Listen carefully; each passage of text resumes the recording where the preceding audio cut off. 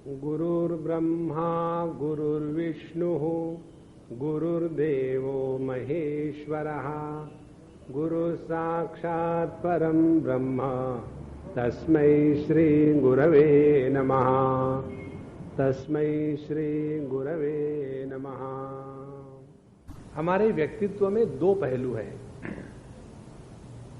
एक तो है प्रकृति का और दूसरा है पुरुष का।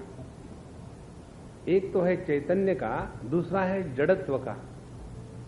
एक तो वो है कि जो नियंत्रित है, दूसरा वो है जो नियंत्रण करने वाला है। इन दो पहलुओं को समझ करके उनके साथ अपने रिश्ते को ठीक से समझ लेना माने हमारी आध्यात्मिक साधना है। तो कौन से दो पहलू है ये?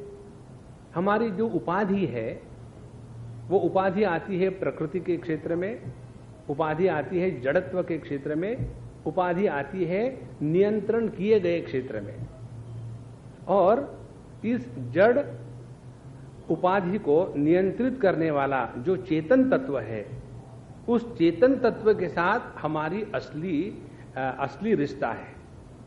ये दो चीजें समझने के लिए इस द्वितीय अध्याय में भगवान श्री कृष्ण ने सांख्य विवेक प्रस्तुत किया है। तो पहले इस सांख्य विवेक को समझने के पहले कॉमन सेंस की बात भगवान कर रहे हैं। उसमें उन्होंने बताया कि जीवन में सुख दुख आते ही रहेंगे, हर एक के जीवन में आते हैं। जिसके जीवन में सुख दुख नहीं आते वो मुर्दा है। केवल मुर्दे के ही जीवन में सुख दुख नहीं आते, केवल मुर्दे के ही जीवन में रोग नहीं आते। तो यदि किसी को रोग होता है तो अच्छा है बाबा, जिंदा तो हूं।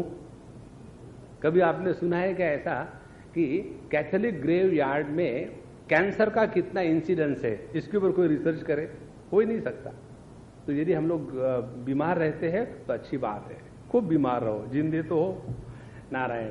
अच्छा, ये तो हो गया कॉमन सेंस की बात। यदि जीवन में सुख दुख आते हैं तो आने दो, वो धंधा ही है ऐसा। जैसे कोई व्यक्ति बंबई में रहे और कहे ट्रैफिक जाम है, तो बंबई का दूसरा नाम ट्रैफिक जाम है। मुझे तो कई बार ऐसे लगता है कि अपने बंबई का नाम बदल देना चाहिए। फिर क्या रख देना चाहिए? यहाँ सभी गुजराती है मुख्य रूप से, तो अपने बंबई का नाम गुजराती रख दे। कौन सा? जामनगर। जहां ट्रैफिक हमेशा जाम रहता है वो जामनगर। तो अब बंबई में रहो और ट्रैफिक जाम के बारे में दुखी हो तो कोई बात हो गई। इसी प्रकार से प्रकृति के क्षेत्र में विकृति आएगी और ये स्वाभाविक है। प्रकृति का ये स्वभाव ही है कि वो विकृत होगा। इसीलिए यम हीनम व्यथयन्ते ते पुरुषम पुरुषर्षभ। जिस समझदार व्यक्ति को ये जीवन के सुख दुख कष्ट इत्यादि जो व्यथा नहीं देते, कष्ट देते हैं लेकिन व्यथा नहीं देते, ऐसा व्यक्ति तत्व के प्राप्ति के लिए अधिकारी है, बाकी के अधिकारी नहीं है। और फिर सरल सरल सिद्धांत प्रतिपादित किया, जो है वो है, जो नहीं है वो नहीं है। उसके बारे में रोने की क्या बात है? और क्या है? हमेशा केवल मैं मात्र है। अविनाशी तु तद्विद्धि येन सर्वमिदं ततम। जो नित्य उपलब्ध है, जिसके कारण सबको अस्तित्व प्राप्त हुआ है, वह अविनाशी तत्व हमको केवल मैं के रूप में ही समझ में आ सकता है। ध्यान से सुनना, थोड़ी देर के लिए परमात्मा को हम छुट्टी देंगे। एक बार हमको किसी ने पूछा था, स्वामी जी हम भगवान के इतना नाम लेते हैं लेकिन कुछ नहीं हो रहा। हमने कहा हो नहीं, क्यों हो? जरूर हो रहा। क्या? भगवान आपसे दूर भाग रहे।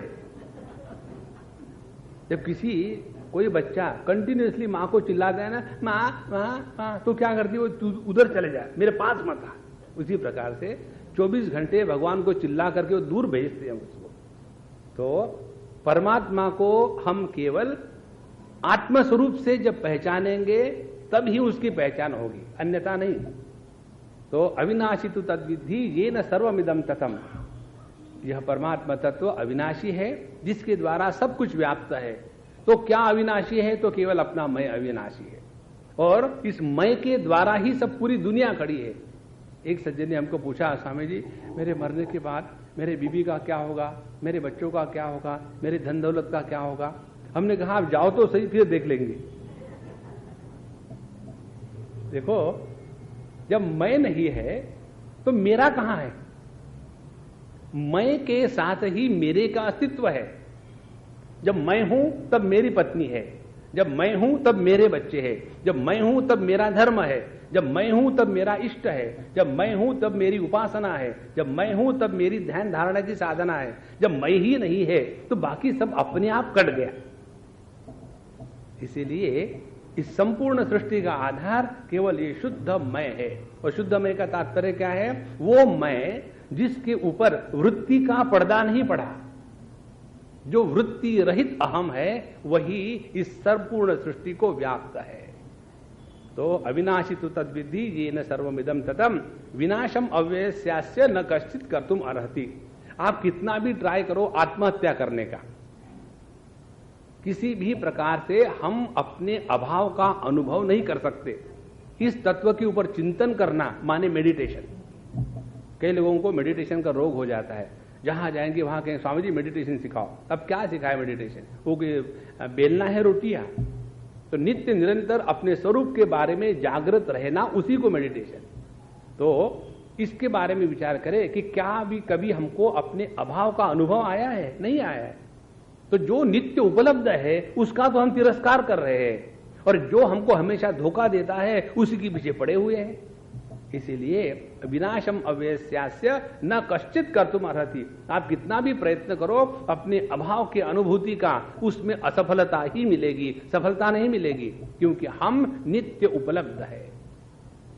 जागृत अनुभूतियां आती है चली जाती है, स्वप्न की अनुभूतियां आती है चली जाती है, सुषुप्ति अवस्था आती है चली जाती है, समाधि भी आती है चली जाती है, लेकिन इन चारों अवस्थाओं को प्रकाशित करने वाला और इनके द्वारा प्रभावित न होने वाला एक तत्व है, और वही अपना आपा है। विनाशम अव्ययस्यास्य न कश्चित कर्तुम अर्हति। यहां तक हम लोगों ने कल तक देखा था। अब आगे भगवान कहते हैं 18वें श्लोक में, अंतवंत इमे देहा नित्यस्योक्ता शरीरिणः अनाशिनो प्रमेयस्य तस्माद्युध्यस्व भारत।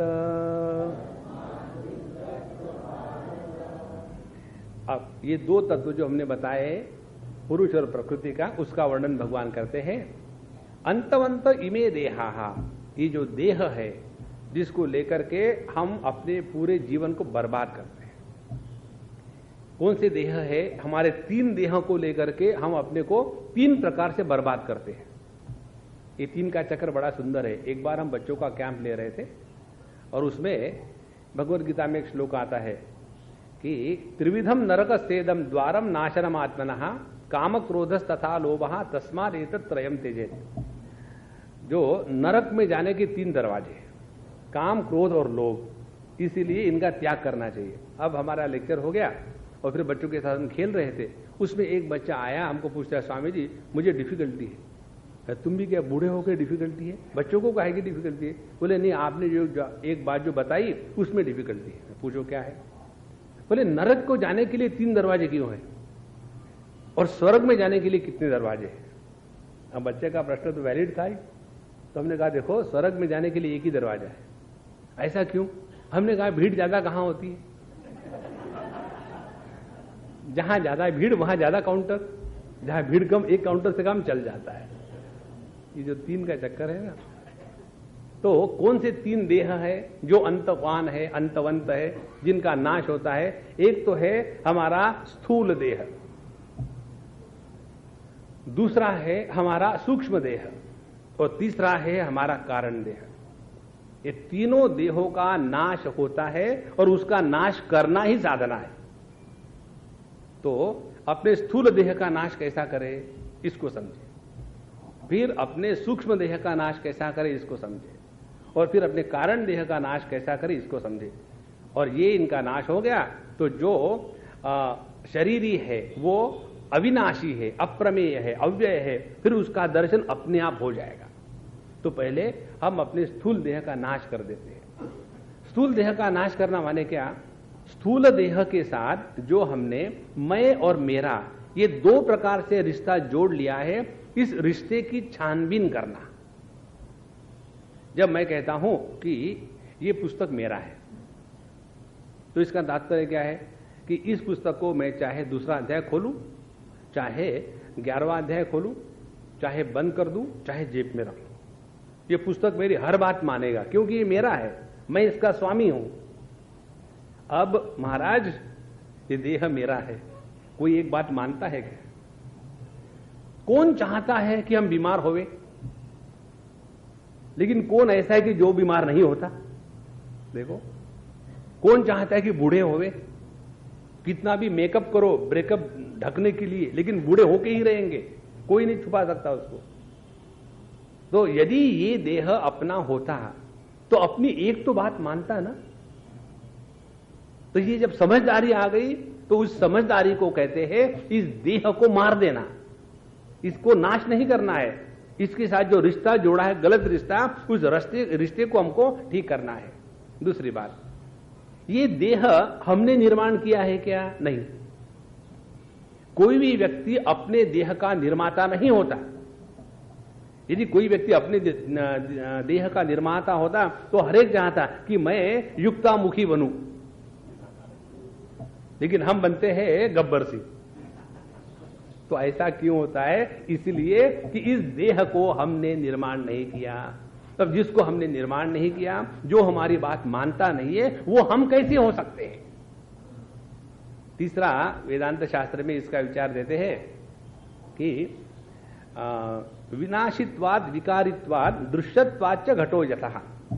जिस प्रकार से कोई भी एक वस्तु है उसको हम देखते हैं दृश्य के रूप में, कि जैसे ये गधा है, एक गधा खड़ा है, हम देख लें गधा है, तो जब हम गधे को देखते हैं तो हमको ऐसे लगता है कि मैं गधा हूं।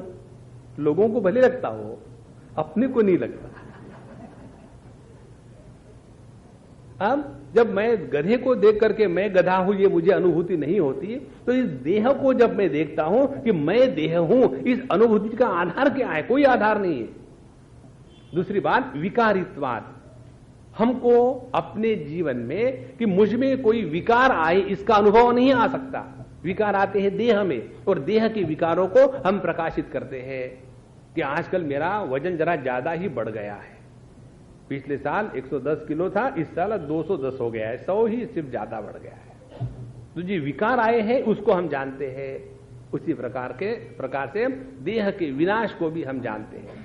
इसलिए ये देह मैं किसी भी हालत में नहीं हो सकता हूं। जब ये बात हृदय में उतरना शुरू हो जाती है, तब अगली साधना ऑटोमेटिकली स्विच ऑन हो जाती है। जैसे गाड़ी में ऑटोमेटिक गियर होता है ना, तो जैसे स्पीड बढ़ती है उसके अनुसार गियर अपने आप बदलता है ट्रांसमिशन के द्वारा। उसी प्रकार से जिस दिन हमारे बुद्धि में ये दृढ़ निश्चय हो जाएगा कि किसी भी हालत से स्थूल देह मैं नहीं हो सकता, फिर देखो कैसे विचार चलते हैं। फिर विचार ये आएंगे कि यदि मैं स्थूल देह नहीं हूं तो मेरा कोई लिंग भेद नहीं है, मेरा कोई आकार नहीं है, मेरा कोई प्रकार नहीं है, मेरा कोई विकार नहीं है, मेरी कोई जाति नहीं है, मेरा कोई वर्ण नहीं है, ना तो मैं हिंदू हूं ना तो मुसलमान हूं, ना तो मेरा जन्म हुआ है ना तो मेरा मृत्यु होने वाला है। क्यों? कि ये सभी के सभी धर्म देह के हैं, और यदि मैं देह के व्यतिरिक्त हूं, फिर सवाल आता है कि फिर मैं कौन हूं? और जब व्यक्ति को अपने मैं के बारे में प्रश्न अंदर में आना शुरू हो जाता है, समझ लेना उस दिन से एक साधक का जन्म हो गया है। इसीलिए इस स्थूल देह का नाश करना अंतवंत है ही। तो उनको जो मरने वाला है इसको मार डालो ना, सीधी बात है। तो कैसे मारे? इसके साथ जो गलत हमने रिश्ता जोड़ लिया है उस रिश्ते को अपने को ठीक करना है। अब जितना हम स्थूल देह के साथ तादात्म्य करते रहेंगे ना, उतना जागृत अवस्था को सत्यत्व प्रदान करते हैं। जागृत अवस्था कहां से प्रारंभ होती है और कब प्रारंभ होती है? जागृत अवस्था तब प्रारंभ होती है जब हम अपने स्थूल देह के साथ तादात्म्य हो गया, तब काल की दृष्टि से। और ये जागृत जगत कहां से प्रारंभ होता है? ये ईंट पत्थरों से नहीं प्रारंभ होता है, ये प्रारंभ होता है अपने स्थूल देह से। तो यदि ये स्थूल देह को हम मय के रूप में स्वीकार करते हैं तो ये जागृत अवस्था को हम सत्य के रूप में स्वीकार करेंगे। इसीलिए कितना भी कहो कि ब्रह्म सत्यम जगन मिथ्या, जगन मिथ्या का तात्पर्य दुनिया नहीं, अपने स्थूल देह के प्रति जो हमारी गलत धारणा है उस धारणा का त्याग करना, माने इस स्थूल देह को हमने तलाक दे दिया, अन्यथा नहीं। और दूसरा देह हमारा है सूक्ष्म देह। सूक्ष्म देह में होता है कर्तृत्वाभिमान। जब तक हमारे जीवन में मैं ये कर सकता हूं, वो कर सकता हूं, या मैं ये नहीं कर सकता हूं, ये कर्तृत्व को लेकर के जो अभिमान जागृत होता है वो है सूक्ष्म देह का बंधन हमारे ऊपर में। और जब तक कि ये सूक्ष्म देह का बंधन कर्तृत्व के रूप से रहेगा हमारे जीवन में, तब तक के गारंटी से फ्रस्ट्रेट होंगे। और तीसरा जो बंधन है वो बंधन है मेडिटेशन करने का। मेडिटेशन क्यों करते हैं हम लोग? टाइम पास करने के लिए कि शांति के लिए? हाँ, शांति जरूर होती है, लोगों को शांति मिलती है जब हम मेडिटेशन में रहते हैं, अपने अंदर तो अशांति चलती ही रहती है ना। देखो, मेडिटेशन में हमको पाना क्या है कि मैं सच्चिदानंद हूं, तो मैं सच्चिदानंद परमात्मा हूं, ये कोई किसी प्रयत्न का फल थोड़ी है, ये तो अपनी असलियत है। तो फिर इस सूक्ष्म इस कारण देह का त्याग करना माने क्या? कारण देह का त्याग करना माने अपने जीवन में प्रयत्न का 100% शैथिल्य होना। जब हमारे जीवन में प्रयत्न का शैथिल्य हो जाता है, जब हमारे जीवन में कर्तृत्व के अभिमान का त्याग हो जाता है, और जब हम इस जगत स्थूल जगत को महात्म्य नहीं देते, तब जाकर के हमने इन 3 देहों का त्याग किया है, अन्यथा नहीं। इसीलिए अंतवंत इमे देहा। अब इन तीनों का त्याग करने से होगा क्या कि जो बचेगा वो शरीरी, वो अविनाशी, ज्यों का त्यों है। इसीलिए अंतविंत इमे देहा नित्यस्य उक्ता शरीरिणः, और जो शरीरी है वो नित्य है। देखो, देह में कितने विकार आके चले गए, हम ज्यों के त्यों। मन में कितने विकार आते हैं, हम ज्यों के त्यों। और कितनी बार सुषुप्ति अवस्था में आके चले आए, हम ज्यों के त्यों। तो यह जो नित्य वस्तु है, अविनाशी है, अप्रमेय। अप्रमेय माने जिसको हम अपने से भिन्न रूप में नहीं जान सकते। प्रमेय को हम अपने से भिन्न रूप में जान सकते। जैसे मैं इस पुस्तक को जानता हूं और मैं मुझे भी जानता हूं, तो ये दो जानने में क्या फर्क है? जब मैं पुस्तक को जानता हूं तो प्रक्रिया ऐसी है, यह पुस्तक है, इसको मैं जानता हूं और मैं पुस्तक नहीं हूं, इस प्रकार से जानते हैं। लेकिन जब मैं अपने आप को जानता हूं तो किस प्रकार से जानता हूं कि मैं हूं, और मैं के रूप में अपने आप को जानता हूं। इसीलिए अनाशिना अप्रमेयस्य, हम अपने आप को ऑब्जेक्टिवली अनात्म भाव से कभी भी पहचान नहीं सकते। तस्मात्, इसीलिए युद्धस्व भारत, इसीलिए उठो और जो कार्य अपने सामने आया है उसको प्रेम से करो। एक बार हमको किसी ने बताया कि स्वामी जी, आपके कन्हैयालाल जी ने ही भगवान कृष्ण को, अर्जुन को युद्ध के लिए लगाया, वो तो बेचारा वापस जा रहा था, तो पूरे युद्ध की जिम्मेदारी कृष्ण पर है।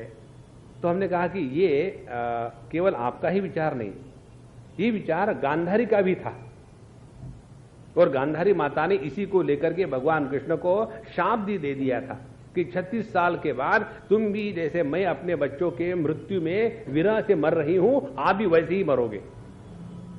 तो ये गलत फहमी तो सभी की होती है, लेकिन भगवान ने अर्जुन को युद्ध करने के लिए नहीं बताया। ये आपको एक बात समझा दो।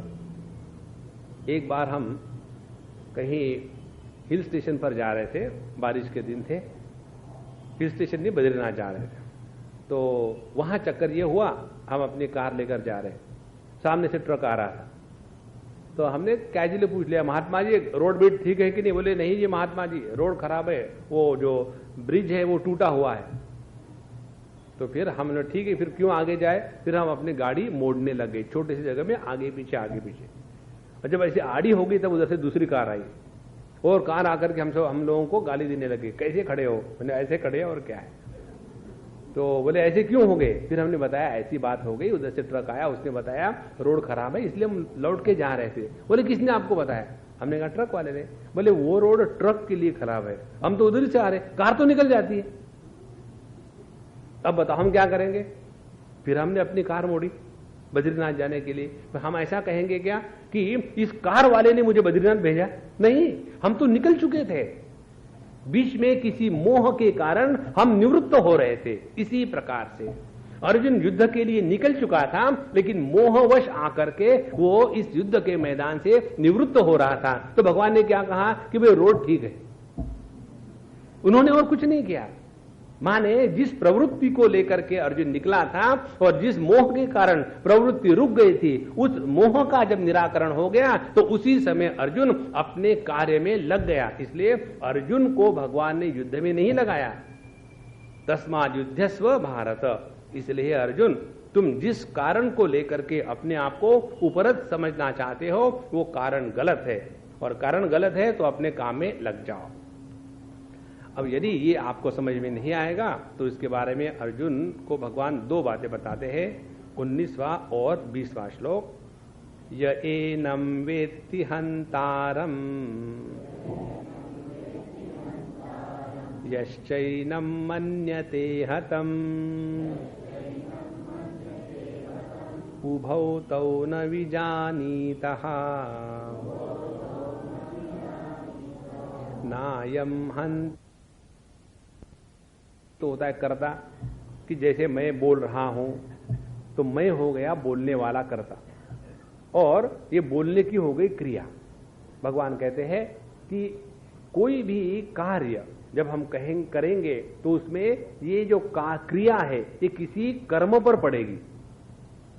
तो कर्ता हो गया, क्रिया हो गई, तीसरी कर्म हो गया।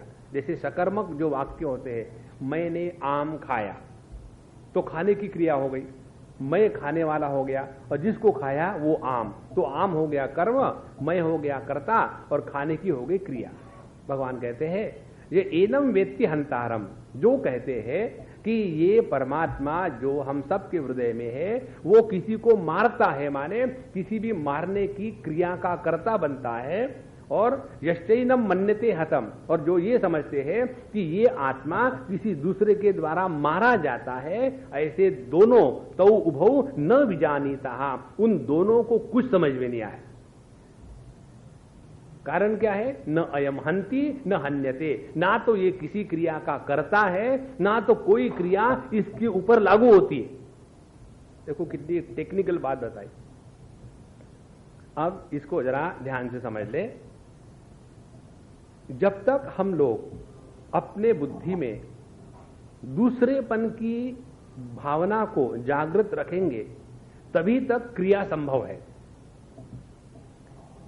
जब तक हम अपने अंतःकरण में दूसरेपन की भावना को जागृत रखेंगे तभी तक संबंध संभव है। जैसे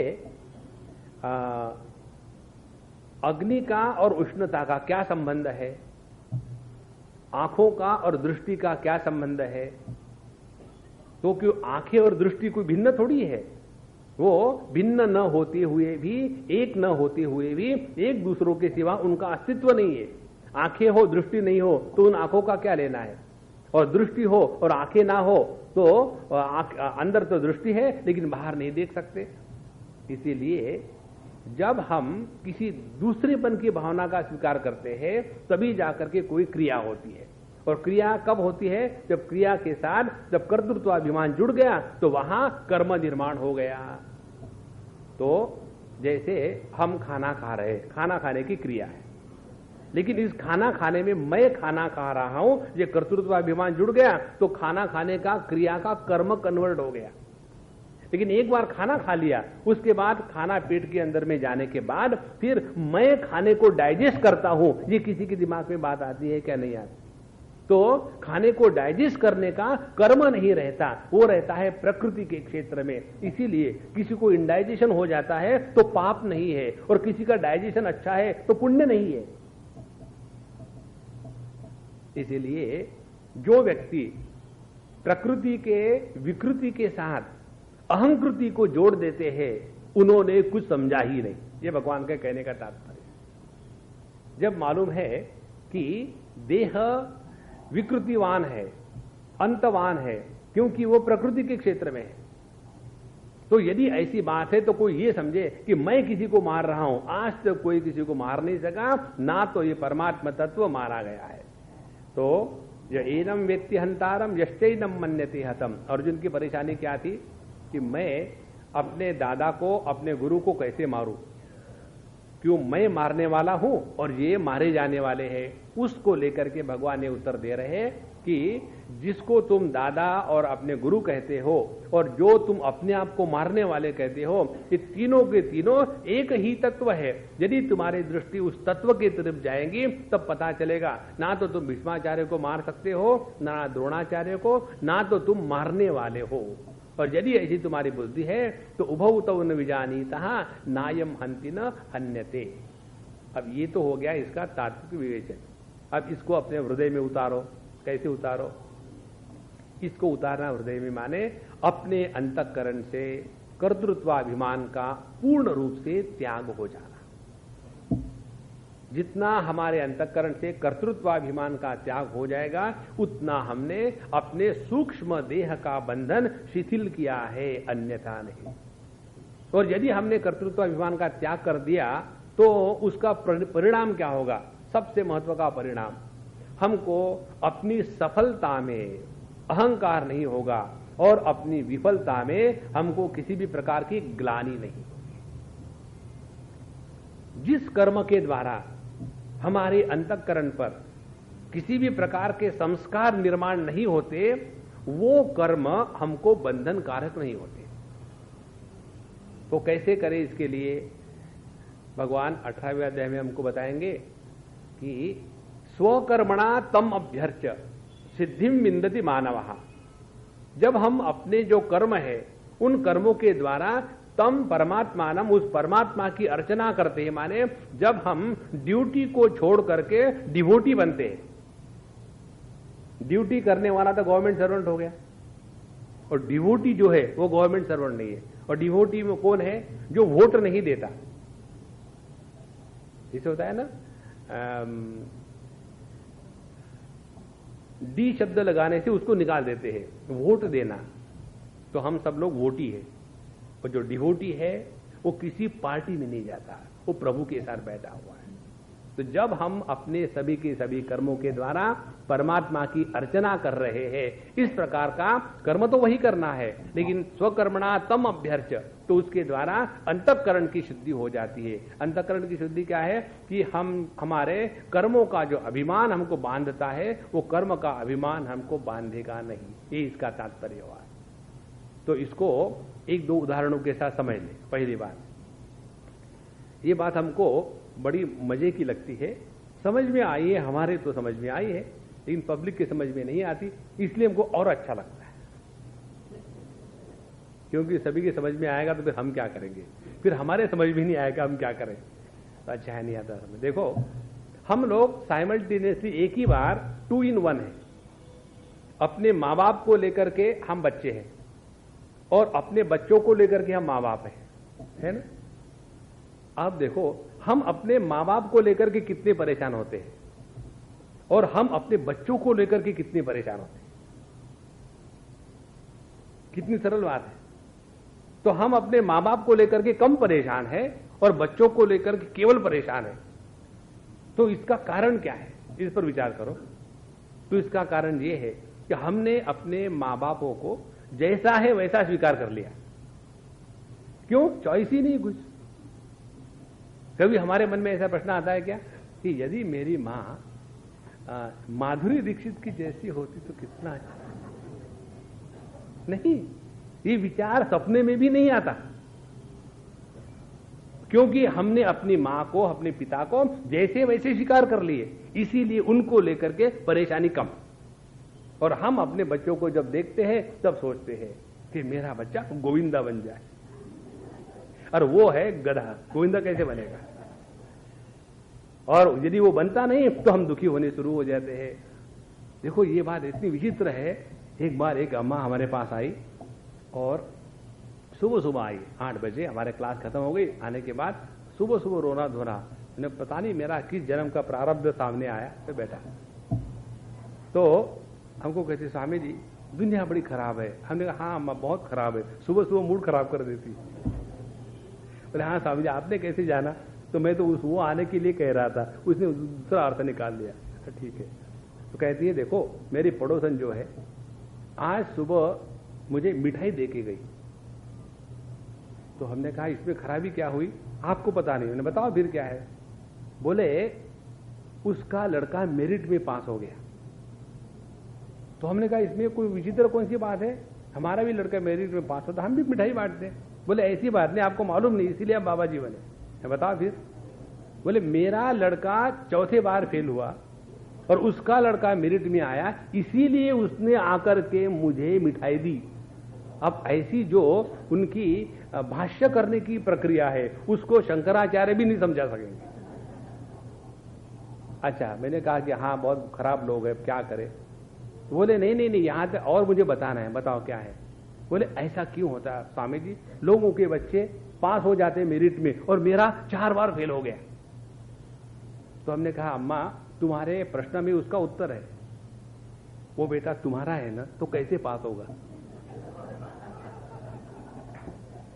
जेनेटिक्स का भी तो कोई लॉ है कि नहीं? देखो हम सोचते हैं कि हम अपने बच्चों को बड़ा बना रहे हैं, कोई किसी को बड़ा नहीं बनाता। प्रत्येक व्यक्ति इस जगत में जब आता है तो बने बनाए मकान में घुस करके अपनी सूटकेस के अंदर में अपने सब संस्कार ले आता है, और जहां इस देह में आ गया फिर अपनी सूटकेस खोली और जो जो संस्कार है वही अभिव्यक्त हो रहे। तो हम अपने बच्चों को केवल मकान बांध के दे सकते हैं, लेकिन उसमें रहने वाला जो जीव है उसके साथ हमारा कोई संबंध नहीं होता। अब देखो हो गया विवेक, और ये बात समझ में आई तो क्या होगा, हम अपने बच्चों के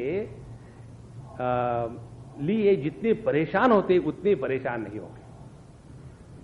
यही है इसका तात्पर्य। क्योंकि हमको लगता है हमने इतना बच्चों के लिए किया, बच्चे ने हमारे लिए क्या किया? कोई किसी के लिए कुछ करता नहीं। प्रत्येक व्यक्ति अपने जीवन में प्रारब्ध की कटोरी ले आता है, उसको खोल करके सिनेमा करके खत्म हो जाता है। इसीलिए जिसके अंतःकरण में कर्तृत्वाभिमान बना हुआ है वो अपने बच्चों को लेकर के दुखी होते। दूसरी बात, बुढ़ापे में कई बार बच्चे हम लोगों को परेशान करते हैं, अपमान करते हैं। तो एक ऐसी भी केस आई थी हमारे पास। तो उन्होंने कहा कि स्वामी जी अब बताओ इस चीज में हम किस प्रकार से रहे? तो हमने कहा देखो इसका सरल उत्तर यह है कि जिनके बच्चे बुढ़ापे में उनको परेशान करते हैं, ये भगवान की असीम कृपा है कि अब बच्चों में उनका मोह नहीं रहेगा। और यदि बच्चों में मोह नहीं रहेगा तब जाकर के तो परमात्मा का नामस्मरण चिंतन कीर्तन अच्छा होगा ना। इसीलिए हर चीज को इस प्रकार से घुमा करके हम समझे कि जिसके द्वारा अपने कर्तृत्वाभिमान का निराकरण होवे, ये इसका तात्पर्य है। और यदि अपने कर्तृत्वाभिमान का निराकरण नहीं हो रहा है तो हम चाहे कुछ भी साधना करें उसमें बंध जाएंगे, फंस जाएंगे। अब ये परमात्मा को, अपने स्वरूप को हमने कर्ता का निराकरण करके अब इसी परमात्मा में किसी प्रकार के स्वाभाविक विकार नहीं है। ये दूसरी बात 20वें श्लोक में भगवान बताते हैं, न जायते म्रियते वा कदाचित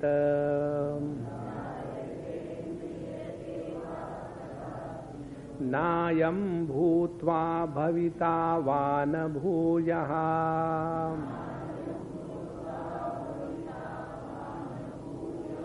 अजो नित्य शाश्वतोऽयं पुराणः।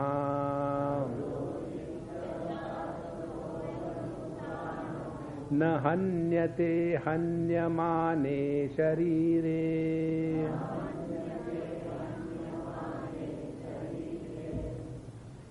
अयम आत्मा, इस आत्मा जो शरीरी है, देही है, उसके बारे में कहते हैं न जायते म्रियते वा, ना तो यह पैदा होता है ना तो मरता है। माने जो 6 विकार बताए हैं देह के, अस्ति जायते वर्धते विपरिणमते अपक्षीयते विनश्यति इति षड्विकारवत एतत् स्थूलम शरीरम। शास्त्र कहते हैं कि जो गर्भ में होता है, फिर उसका जन्म हुआ, फिर ये बढ़ने लग गया, पहले खड़ा बढ़ता है, जब ऊपर की सीलिंग आ जाती है तो चौड़ा बढ़ने लग जाता है, और उसके बाद फिर बीमारी होती है, फिर बुढ़ापा आता है, और एक दिन ये दुनिया में आनंद होता है कि वो चला गया। ये देह की कहानी है। लेकिन ये सभी की सभी चीजें इस अपने स्वरूप को स्पर्श नहीं करती। न जायते न म्रियते वा कदाचित न अयम भूत्वा भवितावान भूयः। ये ना तो किसी का कार्य है, ना तो किसी का कारण है। देखो महाराज, ये बड़ी महत्व की बात है। हम आपको एक सिद्धांत बताते हैं, वो सिद्धांतों को ट्राई करो लाइफ में। ट्राई भी करोगे तो दुखी नहीं होगे फिर। कौन सा सिद्धांत है? कार्य कारण मिथ्या। ये कार्य कारण मीमांसा जो है ना, ये मूर्खों को मूर्ख उत्तर देने की प्रक्रिया है। इस जगत में कोई कारण नहीं है, कोई कार्य नहीं है कुछ तो केवल परमात्मा है। अब इसको हम उदाहरण के द्वारा सिखाएंगे। एक बार एक पिता ने अपने बच्चे को डांटा, और बच्चा मॉड स्टाइल था, तो उन्होंने कहा मैंने तुमको जन्म दिया, इसीलिए मेरे कारण तुम जगत में आए हो और मेरा अपमान करते हो। तो बच्चे ने कहा डैड होल्ड योर टंग। तो डैड ने टंग होल्ड कर ली। और डैड को गुजराती लोग कैसे करते हैं मालूम है? Dead, already dead. जैसे गॉड को गोड कहते हैं, वैसे डैड को डेड कहते हैं। डेड तो डेड बिकम्स अलाइव। क्या कहा?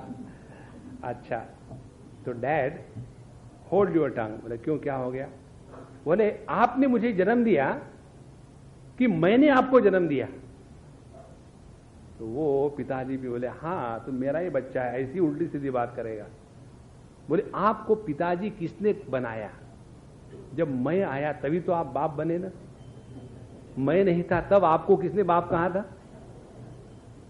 देखो, अब पिताजी पुत्र का कारण है कि पुत्र पिता का कारण है। इसीलिए किसी भी प्रकार के कार्य कारण मीमांसा में फंसना नहीं चाहिए। अब देखो, जब किसी भी घटना को हम कार्य बताते हैं तो ये हमारी जिम्मेदारी बन जाती है कि उस कार्य का कारण ढूंढो। सीधी बात है। समझो आप घर में गए और वहां क्रॉकरी गिरी हुई है, टूटी हुई है, तो खत्म करके साफ करके खत्म हो जाओ। अच्छा नहीं आ जाएगी, लेकिन हम वहां चुप थोड़ी होते। इंक्वायरी कमीशन बढ़ाओ, ये किसने किया, और कोई थोड़ी कहेगा मैंने गिराया करके। और फिर एक एक की तलाश होगी और उसमें पूरे घर का शांति का वातावरण भंग हो जाएगा। और निकलेगा क्या? क्रॉकरी के टुकड़े। वो तो पहले ही मिले थे। इसीलिए किसी भी घटना को हम कार्य का रूप कभी ना दें। ऐसा क्यों हुआ, ऐसे ही होता है। और यदि ये नहीं समझ में आता है तो कन्हैया को खींच के ले आओ। जो कुछ हो रहा है वो इसकी इच्छा से हो रहा है। अच्छा हुआ उसने किया, बुरा हुआ उसने किया। धीरे धीरे किया किया खत्म हो जाएगा, वही केवल रह जाएगा। देखो, यदि अच्छा हुआ तो परमात्मा के कारण, बुरा हुआ तो परमात्मा के कारण। अब इसका नित्य निरंतर अभ्यास करते जाएंगे। अच्छा बुरा ये दो है, परमात्मा एक ही है। तो धीरे धीरे ये अच्छा बुरा खत्म हो जाएगा और जीवन में प्रभु आ जाएगा। ना यम भूत्वा भवितावान भूयः। ये परमात्मा तत्व ना तो किसका कार्य है ना तो किसका कारण है। ये हमको ऑब्जेक्टिवली नहीं समझना है कि ये परमात्मा जो किसी का कार्य कारण नहीं है, वो परमात्मा मेरा स्वरूप है। इसको यदि पहचानना है तो कार्य कारण के परे जाना है। कार्य कारण के परे जाना माने अपने बुद्धि का तिरस्कार करना है। बुद्धि में ही कार्य कारण की मीमांसा होती है। सुषुप्ति अवस्था में हम सुखी क्यों होते हैं? केवल वहां बुद्धि बंधी रहती। इसलिए जितना हम बुद्धि का तिरस्कार करेंगे उतना कार्य कारण हमको परेशान नहीं करेगा। ये बहुत बड़ी साधना है। किसी भी चीज को लेकर के उसके बाल की खाल नहीं निकालना, क्योंकि बाल को खाल नहीं होती। ये जैसा हो रहा है वैसा हो रहा है, ये ऐसा क्यों, ऐसा ही होता है, बस शांत रहो। जितने हम शांत रहेंगे उतने प्रभु का दर्शन हमको 2-2 सेकंड में फटाफट होते रहेगा। इसीलिए यह जो हम पढ़ रहे हैं, हमको इस प्रकार से नहीं पढ़ना है कि परमात्मा क्या है, आत्मा क्या है, उसको सिद्ध करना है। हमको सिद्ध कुछ नहीं करना है, परमात्मा ऑलरेडी सिद्ध है।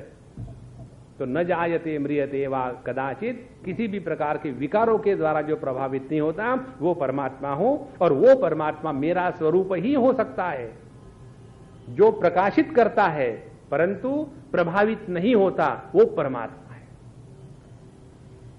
और नायम भूत्वा भवितावान भूयः, फिर तीसरी बात, इसीलिए अजहा, इसीलिए यह अजन्मा है, इसका कभी जन्म नहीं हुआ।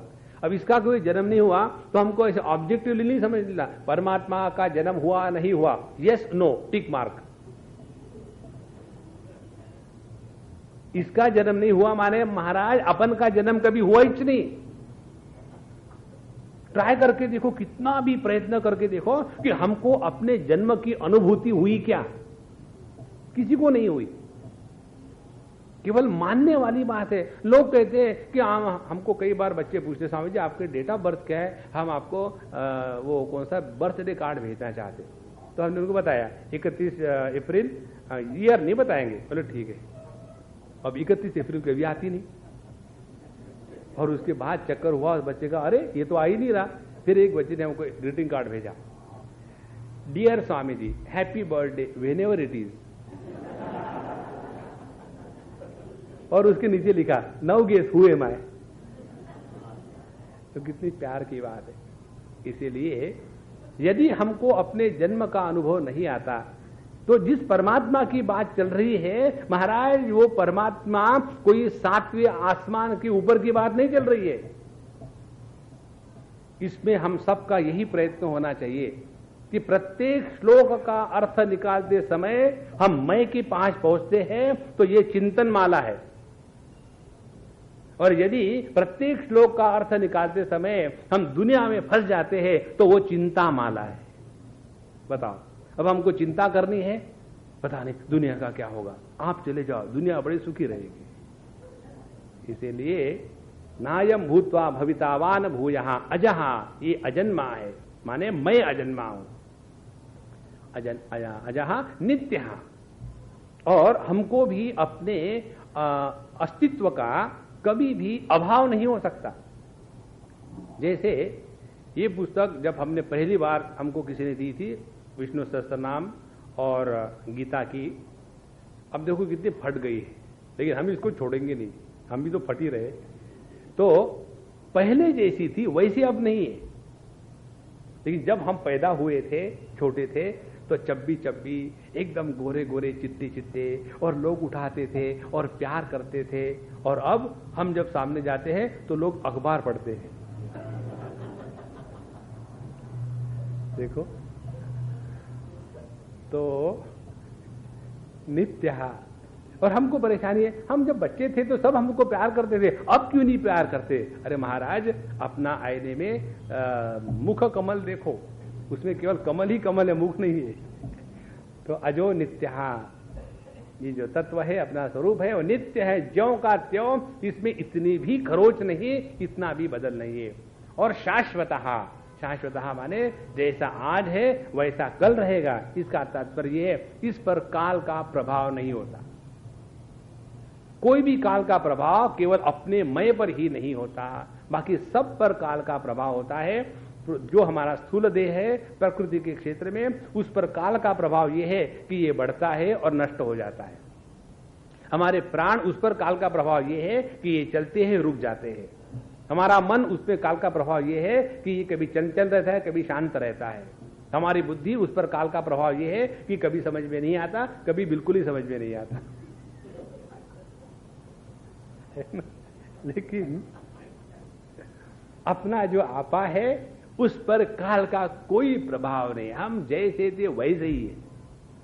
इसीलिए एक परमात्मा का नाम आता है गणेश अथर्व शीर्ष में, उसमें कहते हैं कि ओम व्रातपतये नमः। व्रातपति माने he who is the boss of the most uncultured. संस्कृति की आवश्यकता किसको है? जिसमें विकृति की संभावना है। अपने स्वरूप में यदि विकृति है ही नहीं तो संस्कृति का चक्कर आया कहां? इसीलिए शाश्वतः अयम पुराणः। पुराणः माने बहुत पुराना होते हुए भी ज्यों का त्यों नया का नया है। पुरा अपि नव इति पुराणः। तो अजो शाश्वत नित्यः शाश्वतोयम पुराणः। अब ये सभी के सभी शब्द जो है ये ध्यान करने की प्रक्रिया है। जब हम भगवद गीता का पाठ करते हैं तो धड़ाधड़ खत्म खत्म खत्म करके फिर हो गया, एक तो ये चक्कर है। दूसरा ये जब एक एक हम श्लोक का अर्थ पढ़ते हैं तो उसमें अपना दर्शन होना चाहिए। ध्यान से सुनना, जब हम साधारण पुस्तक पढ़ते हैं और जब हम शास्त्र पढ़ते हैं तो इन दोनों में क्या फर्क होना चाहिए? जैसे हम एक साधारण वस्तु देखते हैं और एक दर्पण देखते हैं तो दोनों में क्या फर्क है? जब वस्तु को देखते हैं तो वस्तु को दर्पण को कोई नहीं देखता। उसी प्रकार से जब हम शास्त्रों का अध्ययन करते हैं तो उसमें शब्द समाप्त हो जाए और ये शब्द का प्रतिबिंब जिसके द्वारा प्रकाशित हो रहा है वो प्रकाशक जब हमारे समझ में आ जाता है तब तो कहीं हमने शास्त्रों का अध्ययन किया है, अन्यथा ये केवल व्याकरण की व्याख्या चल रही है, उसमें तत्व का कोई दर्शन नहीं है। तो अजो नित्य शाश्वतोयम पुराणः। तो एक एक शब्द जब हम इसका पाठ करते हैं तो इतना सूक्ष्मता से अपने अंतःकरण में चला जाए। अब आप देखो, जब हम ये फोटो के एल्बम देखते हैं ना, हम कई जगह जाते हैं, काफी लोग फोटो खींचते हैं और फिर एल्बम हमको दे देते हैं। तो हम भी कैसा फोटो एल्बम देखते हैं, जहां हम हैं उसको ठीक से देख रहा हूं, मैं तो अच्छा दिख रहा हूं, फिर आगे बढ़ो। बोले स्वामी जी इसको पता है क्या फर्क पड़ता है, मैं थोड़ी हूं। तो जहां हमको मैं का दर्शन है वही प्रेम है, जहां मैं का दर्शन है वही स्वाभाविक है, और जहां मैं का दर्शन है वही परिपूर्णता है। इसीलिए अजो नित्य शाश्वतोयम पुराणः न हन्यते हन्यमाने शरीरे।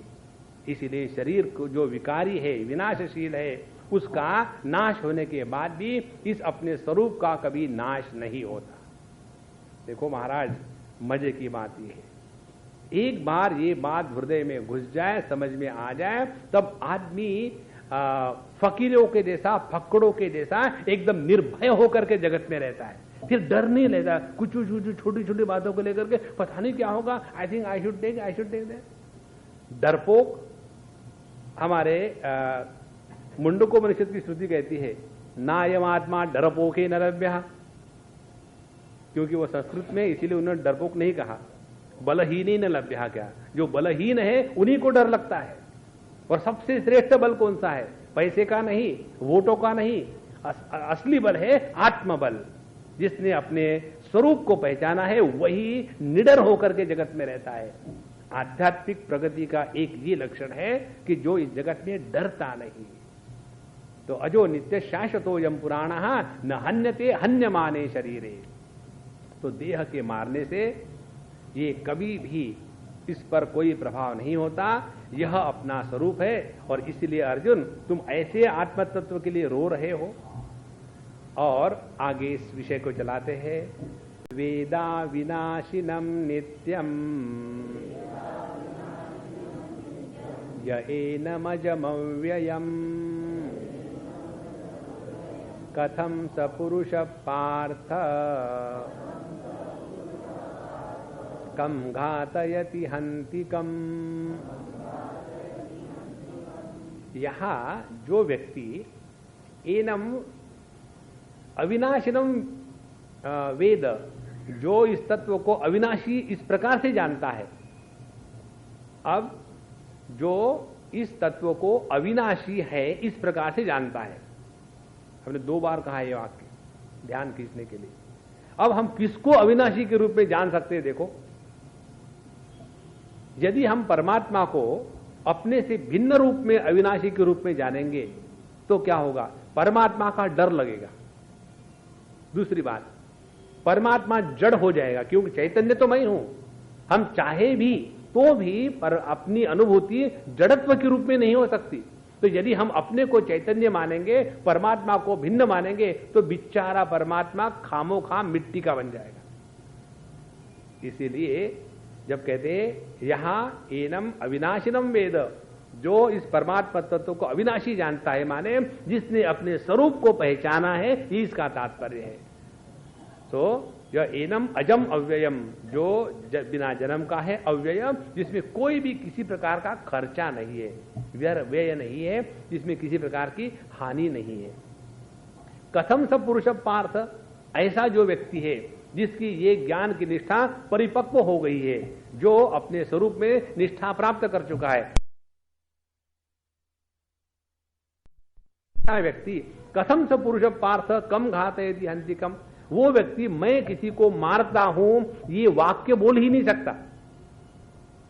देखो हम इस दुनिया को कैसा देखते हैं मालूम है, जहां हम फंसे हैं वहीं से दुनिया वैसी नजर आती।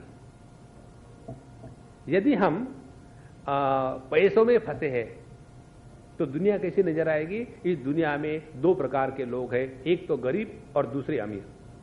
ये किसकी दृष्टि होगी? जो पैसे में फंसा है उसकी दृष्टि। और जो व्यक्ति कपड़ों में फंसा है उसकी दृष्टि क्या होगी? ये दुनिया में कोई लोग अच्छे कपड़े पहनते, कोई गंदे कपड़े पहनते। जो देह में फंसा है वो कहेगा कि दुनिया में स्त्री है, पुरुष है। जो वेजिटेरियन में फंसा है, 4 साल पहले की बात है, ये जो अपने साधु वासवानी जी का 1 साल में एक बार होता है कार्यक्रम, क्या रेवरेंस फॉर लाइफ, तो एक बार हमको बुलाया था पूना में। तो वहां काफी हो गया लेक्चरबाजी इसके बारे में, और इतना वेजिटेरियन वेजिटेरियन वेजिटेरियन वेजिटेरियन, 3 दिन मैंने वेजिटेरियन सुना, तंग आ गया सुन सुन के। उसके बाद आखिरी दिन हमको वैलिडेटरी फंक्शन में एड्रेस देना था, तो दिमाग में इतना वेजिटेरियन घुस गया और नॉन वेजिटेरियन के प्रति इतनी घृणा हो गई सबके।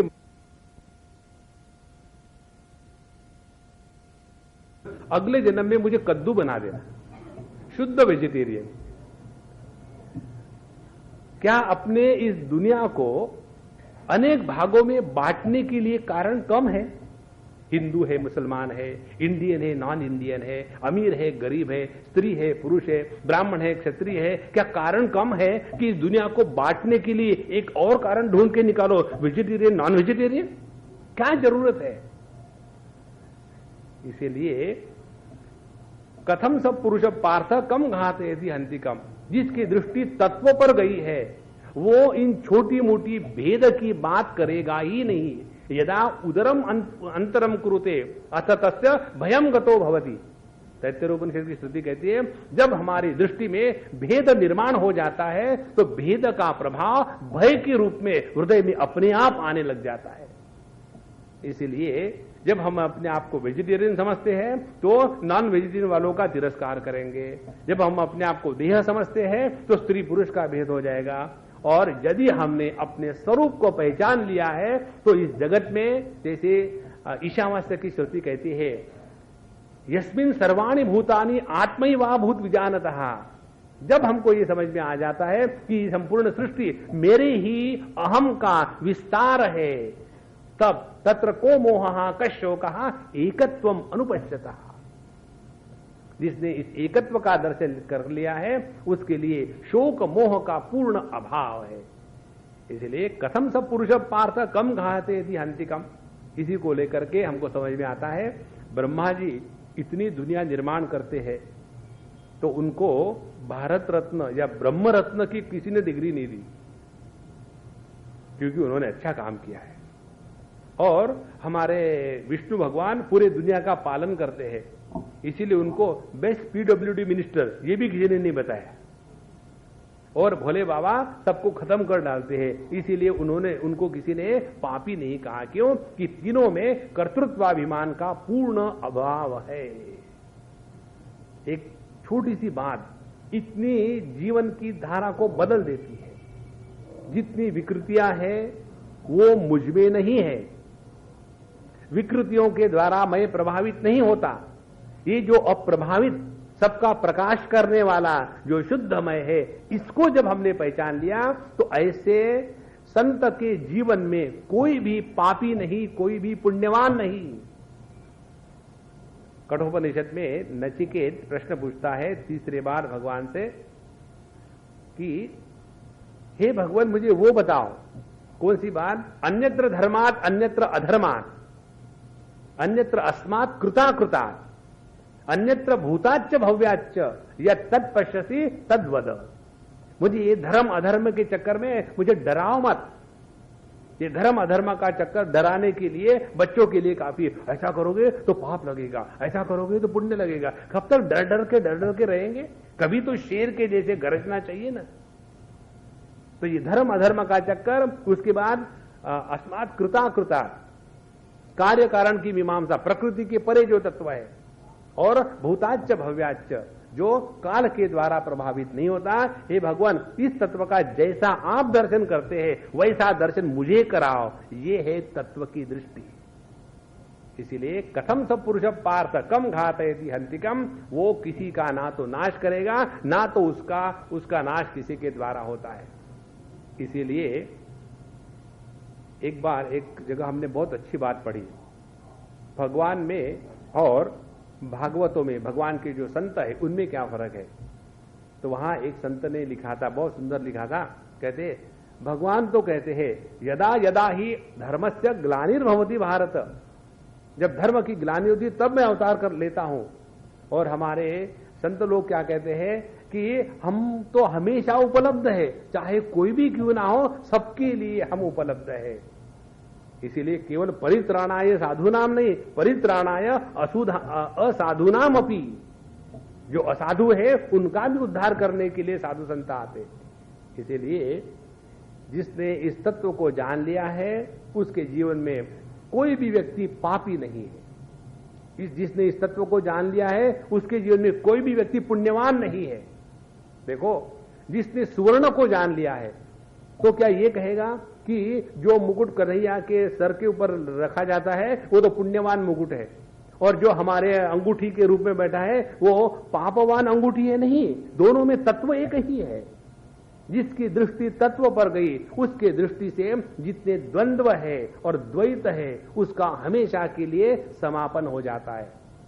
इसीलिए अपने जीवन में मस्ती मौज रहने के लिए एक ही उपाय है। वो उपाय ये है कि तत्व के प्रति सिंसियरली समर्पण हो।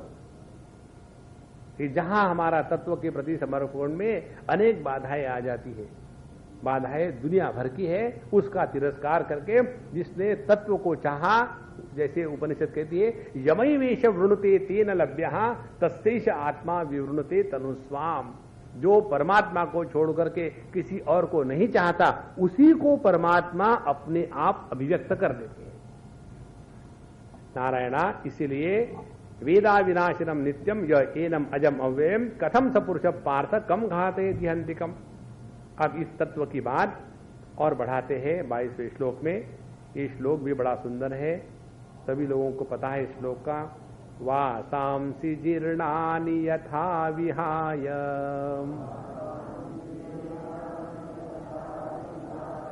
नवानि गृह्णाति नरोपराणि तथा शरीराणि विहाय जीर्णानि अन्यानि संयाति नवानि देहि।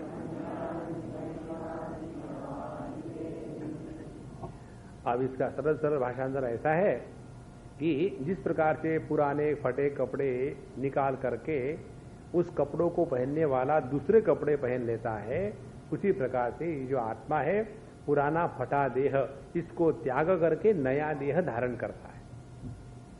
तो उसमें बदलते हैं देह, लेकिन जो आत्मा है वो बदलता नहीं। ये इसका सरल सरल अर्थ है। अब इसको हम 2-3 प्रकार से देखेंगे। बहुत महत्व का और सुंदर श्लोक है ये। एक तो बात यह है कि अपने तत्व का प्रतिपादन की प्रक्रिया जो हमारे शास्त्रों में है उसको समझ ले। पहली प्रक्रिया यह है कि हमको अपने प्रकृति पर, अपने उपाधि पर नियंत्रण लाना आवश्यक है। इसीलिए धर्म की बातें करी जाती है। यदि मनुष्य के प्रकृति पर नियंत्रण नहीं होगा तो उसको मनुष्य कहने का कोई अधिकार नहीं, वो पशु तुल्य हो जाएगा। पशुओं को अपने प्रकृति पर कोई नियंत्रण नहीं होता, जैसे कहीं अच्छी घास देखी तो मुंह मार के खा लिया, अरे भैया वो केनिया की घास है, इंपोर्टेड है, बड़ी मुश्किल से लाए, भैंस को क्या फर्क पड़ता है, घास तो घास है, खा जाओ। वो तो गुलाब भी खा जाते हैं। देखो, तो हमको अपने प्रकृति के साथ रहते समय पहली साधना यह है कि अपने प्रकृति पर नियंत्रण होवे, और नियंत्रण जब बाहर से लागू होता है तब वो बंधन होता है, और वही नियंत्रण जब अंदर से अपने आप लागू होता है तब उसको फ्रीडम कहते हैं, या बंधन का अभाव कहते हैं, स्वातंत्र्य। अब ये बंधन अपने आप पर कैसे लगाया जाए? जब हम अपना जीवन धर्म के अनुसार जीते हैं। तो धर्म किसको कहते हैं? जिस बंधन को हमने स्वयं होकर के स्वीकृत किया है, स्वयं स्वीकृति को धर्म का बंधन कहते हैं। देखो कितनी सरल बात। तो एक लड़का एक लड़की अग्नि के सामने चक्कर काटते हैं और पब्लिक के सामने कहते हैं ये मेरी पत्नी है, वो मेरा पति है। अब ये बंधन उन्होंने स्वयं होकर के स्वीकार किया है। अब जब स्वयं होकर के स्वीकार किया है तो पति का पत्नी के लिए और पत्नी का पति के लिए बंधन नहीं बनेगा, और वो दोनों प्यार से रहेंगे। ब्रैकेट में कल्पना करने के लिए कोई हर्जा नहीं, कल्पना कर लो। अब ये बंधन जब हमने स्वीकार कर लिया, इसके द्वारा क्या होगा? इसके द्वारा ये होगा कि हमारे जीवन में जो स्वच्छंदता की जो संभावना है, उस संभावना को हमने अपने आप नियंत्रण ले आए। देखो, तो पति पत्नी का स्वयं स्वीकृत बंधन हमको अनेक प्रकार की जो स्वातंत्र या स्वच्छंदता है उसके बंधन से छुड़ा रहा है। इसीलिए पहली जो साधना की प्रक्रिया है हमारे शास्त्रों में कि जब हम धर्म का बंधन स्वीकार करते हैं तो प्रकृति के बंधन से छूटने की ये पहली प्रक्रिया है। दूसरी बात, जब ये हमने स्वीकार कर लिया तो फिर अपना जीवन जब अपने धर्म के अनुसार चलता रहेगा, अपने कर्तव्य कर्म हम करते रहेंगे, तो हमको खामो खाम की उचापत करने के लिए टाइम नहीं मिलेगा।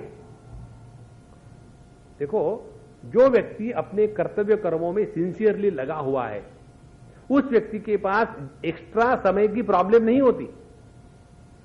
पहले जैसे लोग रहते थे, सब उनको स्वयं करना पड़ता था, बिल्कुल आटा पीसने से लेकर के सब कुछ, तो पूरा दिन उसी में निकल जाता था। इसीलिए ना तो कोई रोगी होता था, ना तो कोई साइकियाट्रिस्ट के पास जाता था। साइकियाट्रिस्ट के पास कौन जाते हैं मालूम है? जिनके पास टाइम ही टाइम है। आपने कभी देखा है कोई भी एक पेशेंट कि जो लेबर है, सुबह से शाम तक की मेहनत कर रहा है, वो साइकियाट्रिस्ट के पास गया? हाँ, साइकियाट्रिस्ट के पास जाने वाले वो होते हैं कि जिनके सामने काल मुंह फाड़ के खड़ा रहता है कि सुबह से शाम तक करे क्या।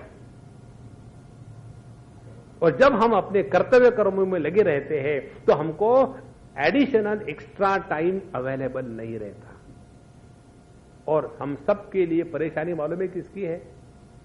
सबके सब परेशान है ज्यादा समय की उपलब्धि के कारण।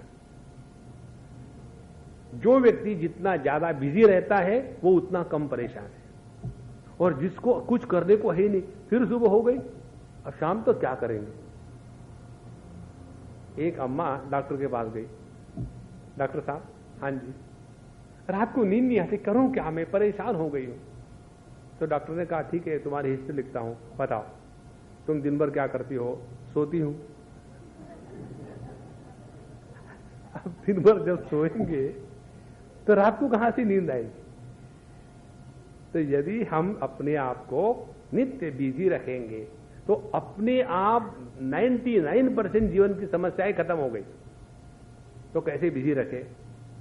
एक तो अपना जो स्वयं का काम है स्वयं करें, पहली बात। दूसरी बात, अपने जीवन में कोई नियम होने चाहिए अनुष्ठान के।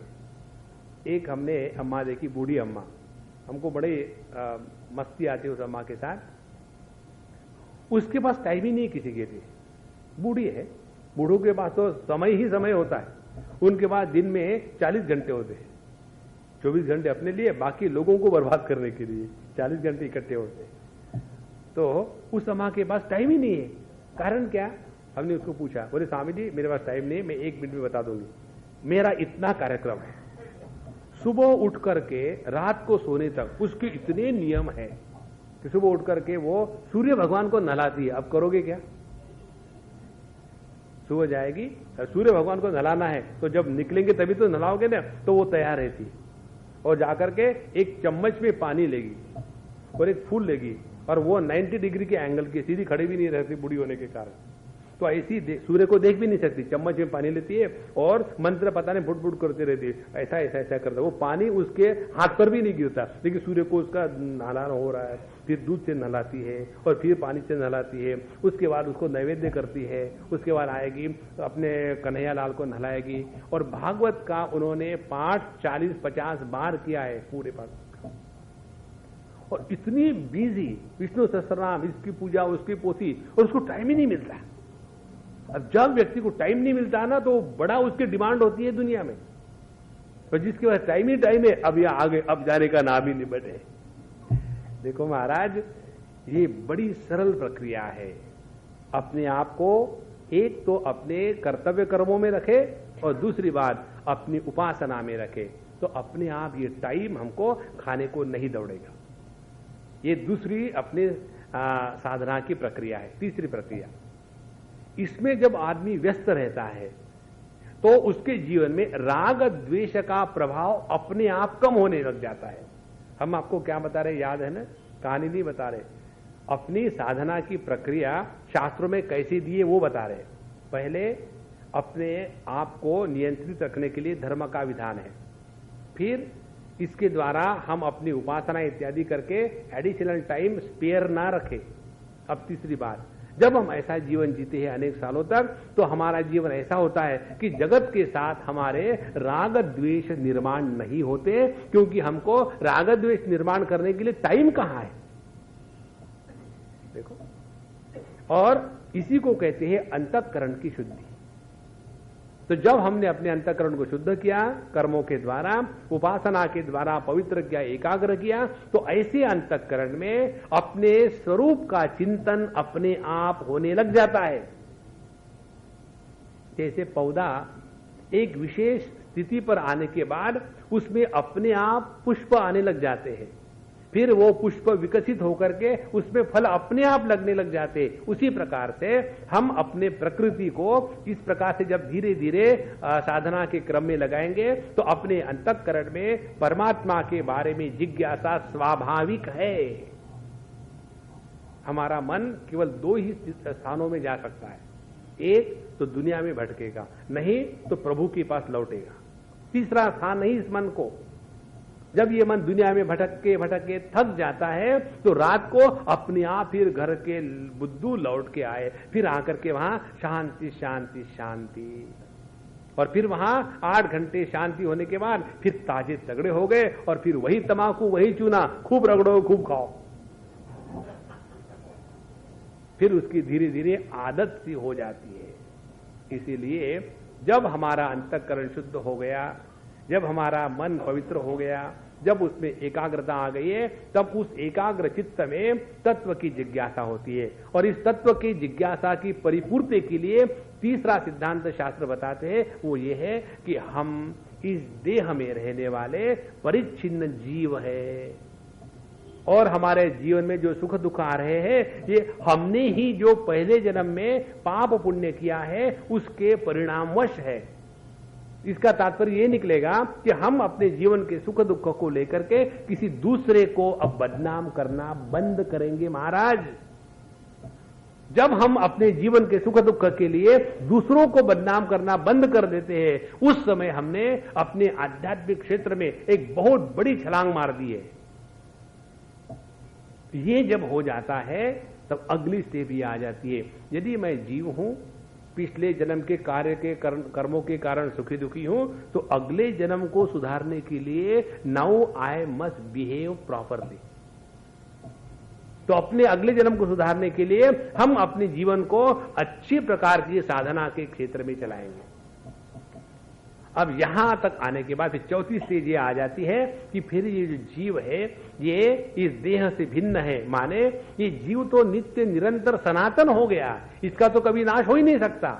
चाहे पाप करो चाहे पुण्य करो, जीव का नाश नहीं होता। फिर सवाल ये आता है कि यदि मैं देह नहीं, प्राण नहीं, मन नहीं, बुद्धि नहीं, जीव हूं, तो जीव का स्वभाव क्या है, इसका स्वरूप क्या है? जब हम इस जीव के स्वरूप की इंक्वायरी शुरू कर देते हैं, अनुसंधान शुरू कर देते हैं, तब पता चलता है कि ये जीव पर देह में एक नहीं है, लेकिन केवल एक परमात्मा ही भिन्न भिन्न देहों से जीव के रूप में अभिव्यक्त हो रहा है। तब जाकर के हम अपने स्वरूप में फिट हो जाते हैं। इस प्रक्रिया को बताने के लिए ये श्लोक है। वासांव से जीर्णानि यथा विहाय। जब हम पहले स्थूल रूप से देखते हैं, जैसे कपड़ों को निकाल करके दूसरे कपड़े बदलते हैं तो हम पर कोई प्रभाव नहीं पड़ता, उसी प्रकार से एक देह का त्याग करने के बाद जब दूसरा देह हमको मिल जाता है तो इस देह को लेकर के और देह के संबंधियों को लेकर के इतना दुखी होने की क्या आवश्यकता है? देखो, आज तक तो कितने देह मिले और चले गए। भागवत महापुराण की कथा आप सबको पता होगी। वहां एक राजा को बच्चे नहीं होते। जितने राजा होते हैं उनको ये प्रॉब्लम है, इनफर्टिलिटी प्रॉब्लम, बच्चे नहीं होते। उसके बाद फिर वहां एक ऋषि महाराज आ जाते। आने के बाद उनके प्रसाद से उनको बच्चे हो जाते। ऋषि महाराज कहते हैं कि देखो, पहले तुम इसलिए दुखी थे कि बच्चे नहीं है, अब इसलिए दुखी हो गए कि बच्चे हैं, क्योंकि दुखी होना तुम्हारे भाग में लिखा है और स्टाइल अपनी अपनी है। उसके बाद बच्चा हो गया। अब वो राजा रानी बच्चे के चक्कर में फंसे। बाकी की जो दुनिया भर की रानियां थी उनके दिमाग में जेलसी शुरू हो गई और फिर उन्होंने एक कुछ नियम बना करके उस बच्चे को मार दिया जहर दे करके। नेचुरली राजा रानी दोनों रोने लग गए। हिंदी सिनेमा एकदम फिट है।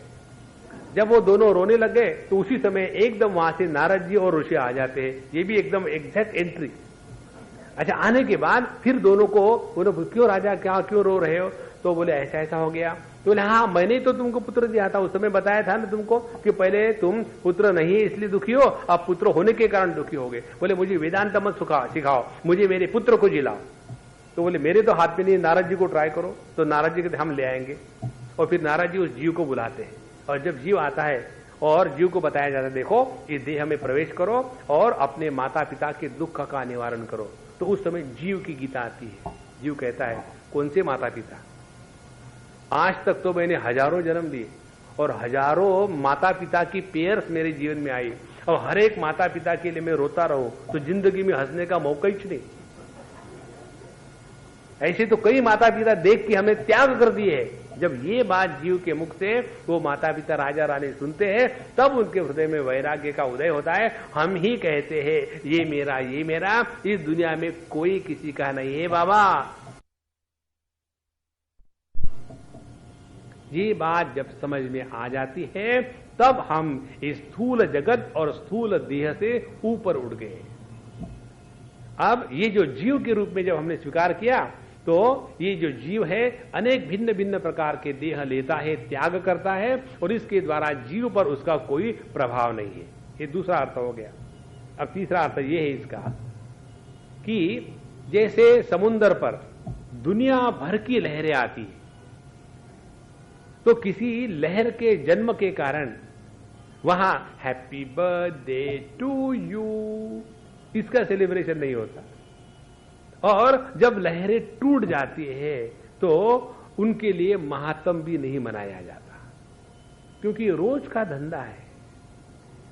तो जो लहर पैदा होती है वो ना तो समुद्र से बाहर जाती है और जो मर जाती है ना तो समुद्र से बाहर जाती है, सभी का सभी उसी में है। इसी प्रकार से एक ही परमात्मा तत्व है जिसमें ये अनेक जीव अनेक प्रकार की अभिव्यक्तियां हैं और इसमें जैसे समुद्र पर अनेक लहरें आके चली जाती है उसी प्रकार से एक ही परमात्मा तत्व पर ये अनेक जीवों का खेल चल रहा है। इसलिए यह जो परमात्मा तत्व है तथा शरीराणि विहाय जीर्णानि अन्यानि संयाति नवानि देहि, तो भिन्न भिन्न प्रकार के देह इस एक तत्व पर प्रकृति के माध्यम से उत्पन्न होते हैं, नष्ट होते हैं। अब चाहे हम अपने को देह स्वीकार करें और देह के जो गुणधर्म है उसको भी स्वीकार करें तो दुख नहीं होगा।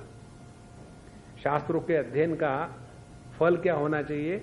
दुख ही नहीं होना चाहिए। हमने आपको कल बताया है आप किसके पार्टी में हैं? फौजी अर्जुन के पार्टी में है कि मौजी कन्हैया के पार्टी में है? यदि आपको फौजी अर्जुन के पार्टी में रहना है तो दुखी हो बाबा, हम आपको नए नए टेक्निक बताएंगे दुखी होने के, और यदि मस्त रहना है तो ये सिद्धांतों को स्वीकार करो। तो हमने अपने जीवन में दुखी नहीं होना ये सिद्धांत स्वीकार कर लिया है, तो उसके लिए टेक्निक पहली बात है। अपने को देह स्वीकार करो, कोई बुरी बात नहीं है, लेकिन देह को स्वीकार करने के बाद देह के जो विकार है उसको भी स्वीकार करो ना। लेकिन चक्कर क्या हो जाता है, देह को स्वीकार करते, जब देह बूढ़ा हो जाता है तब भी हम जवान दिखना चाहते हैं। एक बार हमको किसी ने कहा, स्वामी जी आपके बाल काले हैं, दाढ़ी सफेद हो रही है, तो आप रंग लगा लीजिए। मैंने बोला कि सफेद रंग मिलता है क्या बालों के लिए? बोले नहीं नहीं नहीं, दाढ़ी को काला बनवाइए। अब मुझे बताओ, बुढ़ापे का जो सौंदर्य है वो बूढ़ा रहने में ही है। नहीं तो बुढ़ापे में रंग रंगोटी करके एक अम्मा अपने घर गई, बारिश बाहर से जबरदस्त हो रही थी और खटखटाया दरवाजा। पति महाराज ने दरवाजा खोला और फटाक से बंद कर दिया, फिर जाके सो गए। फिर दूसरी बार खोला, जोरदार दरवाजा बजाया, और जैसे बजाया तो वो बोल पड़ी, क्यों दरवाजा बंद कर दिया था? अरे भगवान तू हो क्या? मैंने तो पहचाना ही नहीं था, क्योंकि बारिश में भीग के आई थी तो सब मेकअप गायब। ओरिजिनलिटी जब बाहर आ गई तो पता ही नहीं चला कि ये अपन की है कि किसी और की है। महाराज, स्थूल देह को मैं के रूप में स्वीकार करो, कोई उसमें हानि नहीं है, लेकिन स्थूल देह के जो गुणधर्म है उनको भी तो स्वीकार करो ना। जैसे भारत में रहना है तो यहां के ट्रैफिक रूल को स्वीकारना पड़ेगा। यहां के ट्रैफिक रूल क्या है? कोई रूल नहीं है। और जब ये अमेरिका में जाओगे तो वहां के रूल। उसी प्रकार से यदि देह में रहेंगे तो देह के रूल स्वीकार करो, देह में जो विकार है वो आएंगे, उसको स्वीकार करो। अब देखो, जो व्यक्ति बुढ़ापे में बूढ़ा होकर के खुश रहता है उसको भगवान भी दुखी नहीं कर सकते। इसीलिए चाहे देह समझ लो, उसके विकारों को स्वीकार करो। यदि जीव समझ लो तो प्रारब्धों को स्वीकार करके अपने अगले जन्म को सुधारो, उसमें भी सुख है। और यदि अपने स्वरूप को पहचानो तो मस्ती 24 घंटे में 28 घंटे बनी रहेगी, कभी दुख नहीं होगे। ये इस श्लोक का तात्पर्य है। वासांसि जीर्णानि यथा विहाय नवानि गृह्णाति नरोपराणि तथा शरीराणि विहाय जीर्णानि अन्यानि संयाति नवानि देहि। और जैसे अमीर के बच्चे को बहुत कपड़े होते हैं ना, उसी प्रकार से हमारे जो डैडी है कन्हैयालाल जी, वो गरीब दरिद्र थोड़ी है। हम लोगों के लिए 84 लाख वार्डरोब बना के रखे। जब मर जाएंगे आज गधे का पहनेंगे। महाराज, स्थित प्रज्ञ से कामाशा समाधिस्थ से केशव स्थितधि किम प्रभाषेत किमाशीत व्रजेत किम गधा। एक जगह हमने देखा, कहां देखा था, एक बहुत बड़ा चित्र गधे का, और उसको मालाएं पहनाई और चंदन लगाया है, उसके सामने अगरबत्ती रखी है और सब फूल फल रखे। जब हम गए, हमको याद नहीं कहा, अभी अभी देखा हमने, तो हमने कहा कि प्रभु ये आपके कुल दैवत है क्या? बोले स्वामी जी ये हमारे इष्ट दैवत है, कुल दैवत नहीं। क्यों? बोले हमारा आदर्श ये है। कभी कहीं देखा है क्या गधों का स्ट्राइक है? टैक्सी वालों को हो सकता है, गधों का नहीं होता। कभी ये प्रॉब्लम आई क्या कि गधे खाने को मिलता नहीं इसलिए मर गए? वो अपने आप ढूंढ लेते हैं, न्यूज़पेपर खाएंगे, पढ़े लिखे हैं ना, उनको कोई परेशानी नहीं है। चाहे उनको कोई अप्रिशिएट करो ना करो, वो अपने मस्त रहते हैं। चारों तरफ से ट्रैफिक है और बीच में स्थित प्रज्ञ के लक्षण जानने के लिए खड़े हो गए, कोई फर्क नहीं पड़ता। तो उन्होंने बताया ये हमारा असली लक्षण है कि हम ऐसे जगत में रहे। इसीलिए चाहे जीव समझ ले अपने आप को तो भिन्न भिन्न देह मिलेंगे, मस्त रहेंगे, उसमें कौन सी खराब बात है। और जब हमने अपने स्वरूप को पहचान लिया है तो उसमें तो आनंद के सिवा दूसरा कुछ है ही नहीं। तात्पर्य क्या है? अपने आप को कुछ भी समझे, दुखी मत होना। अब हमारे दुख के पीछे ही पड़े हुए, हाँ जी पीछे ही पड़े हुए, हम आपको दुखी करके छोड़ेंगे कि दुखी मत होना। नारायण। अच्छा, अब ये तत्व का दर्शन कराने के बाद इस तत्व की बात आगे बढ़ाते हैं। नैनम छिंदन्ति शस्त्राणि